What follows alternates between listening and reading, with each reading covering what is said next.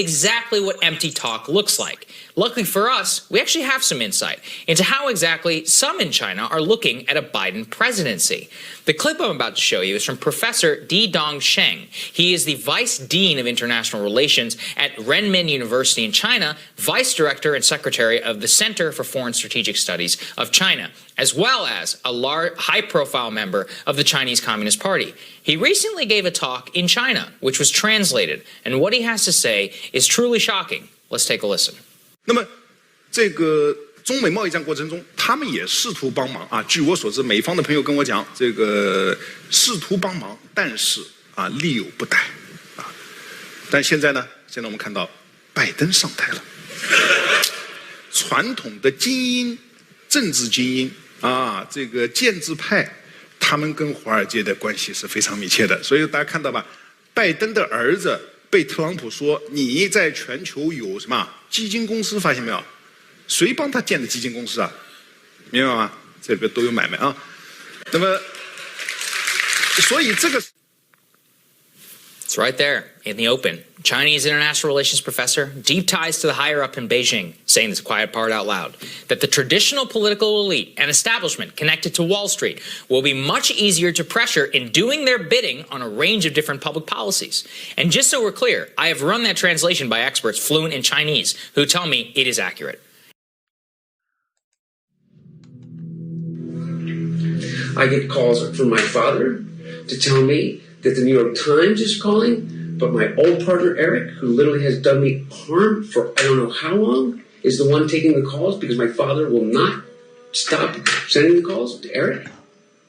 I have another New York Times reporter calling about my representation of literally, Dr. Patrick Koh, the fucking spy chief of China, who started the company that my partner, who was worth $323 billion, founded. It is now missing. The richest man in the world is missing, who was my partner. He was missing since I last saw him in his $58 million apartment and signed a $4 billion deal to build the fucking largest fucking LNG port in the world. And I am receiving calls from the Southern District of New York, from the U.S. Attorney himself. My best friend in business, Devin, has named me as a witness without telling me in a criminal case, and my father without telling me.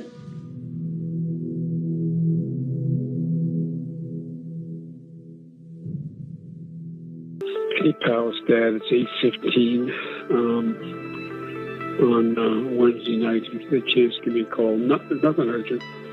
Just want to talk to you. I thought the article, at least the thing online, is going to be printed tomorrow in the Times, was good. I think it's clear. And anyway, if you get a chance, give me a call. I love you. That was Joe Biden there, leaving a voicemail for his son, Hunter. The Daily Mail leaked the voicemail from 2018, where the president seems to have confirmed that he knew of some of his son's business dealings. The voicemail was obtained from Hunter Biden's laptop, which came to international prominence after he dropped it off to a repair shop in Wilmington, Delaware in April 2019. The contents of the laptop unveiled numerous personal scandals for Hunter, including a tangled web of overseas financial deals he was involved in. However, the content inside was wildly buried by the mainstream media and dismissed as fake news ahead of the 2020 election, but has in the last few months been verified as authentic. His father, Joe Biden, has long maintained he has had no knowledge of his son's business deals and has also denied that his son made money in China. However, this leaked voicemail contradicts that, as the president calls his son to say that he thinks he is clear after the New York Times had published an article relating to a Chinese oil tycoon Hunter had met with. The voicemail states, "Hey pal, it's Dad. It's 8:15 on Wednesday night. If you get a chance, just give me a call. Nothing urgent. I just wanted to talk to you. I thought the article released online, it's going to be printed tomorrow in the Times, was good. I think you're clear. And anyway, if you could get a chance, give me a call. I love you." Within this New York Times article published in December 2018, it details how a Chinese oil tycoon named Ye Jianming courted the Biden family and networked with other big Washington names. The article states how Mr. Jianming had rebranded his business as CEFC China Energy and wanted access to the corridors of power in Washington. Hunter is mentioned in the article when it details how Ye Jianming met privately with Hunter Biden in Miami in May 2017, where a partnership to invest in American infrastructure and energy deals was proposed. This took place while Hunter was managing Rosemont Seneca Partners with his business partner Chris Hines, who claimed he didn't have any knowledge of CEFC. However, in March this year, an article written by the Washington Post revealed more details of this partnership that the New York Times hadn't known back in 2018. The Post article reported Hunter Biden received millions of dollars from the Chinese energy company, despite not having any qualifications for the role. Over the course of 14 months from 2017, CEFC paid $4.8 million to entities controlled by Hunter Biden and his uncle James. Hunter was on the receiving end of a $1 million retainer for the representation of a CEFC official named Patrick Ho. This is the same Patrick Ho who was detailed in the New York Times article as one of Ye Jianming's top lieutenants. Mr. Ho would subsequently go on to be charged by the US government in connection to a scheme to bribe leaders from Chad and Uganda. Text messages from the laptop also indicated that Hunter Biden freaked out when the Times were asking about a connection between Patrick Ho and him.